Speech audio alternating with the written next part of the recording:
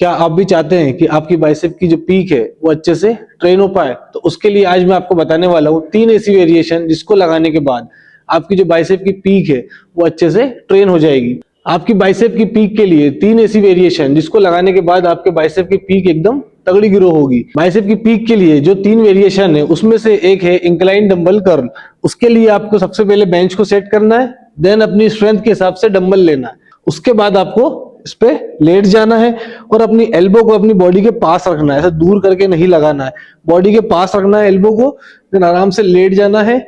उसके बाद slowly dumbbell को ऊपर लाना है, 1 सेकंड का होल्ड देना है, देन वापस नीचे। और अगर आप चाहें तो दोनों हाथों से साथ में भी लगा सकते हैं, स्लो स्लो लगाना है, होल्ड देते हुए लगाना है।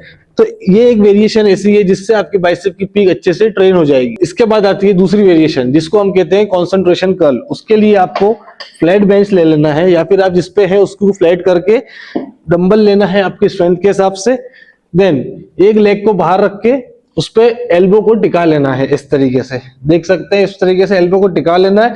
देन स्लोली ऊपर लाना है, 1 सेकंड का होल्ड देना है, देन वापस नीचे। ऊपर लाना है, 1 सेकंड का होल्ड देना है, देन वापस नीचे। इसको भी आपको स्लो स्लो लगाना है, जल्दी जल्दी नहीं लगाना है। इसको लगाने से भी आपकी जो बाइसेप की पीक है ये भी अच्छे से ट्रेन हो जाएगी। कंसंट्रेशन कर्ल के बाद आती है प्रीचर कर्ल। इसको लगाने के लिए आपको सबसे पहले बेंच की हाइट को सेट कर लेना है आपकी हाइट के हिसाब से। उसके बाद आपको बार को ग्रिप कर लेना है, देख सकते हैं इसको मैं इजेड बार पे कर रहा हूं, आप चाहे तो स्ट्रेट बार पे भी कर सकते हैं। बार को ग्रिप कर लिया, उसके बाद आपको स्लोली ऊपर लाना है, 1 सेकंड का होल्ड देना है, देन वापस नीचे। ऊपर लाना है, 1 सेकंड का होल्ड देना है, देन वापस नीचे।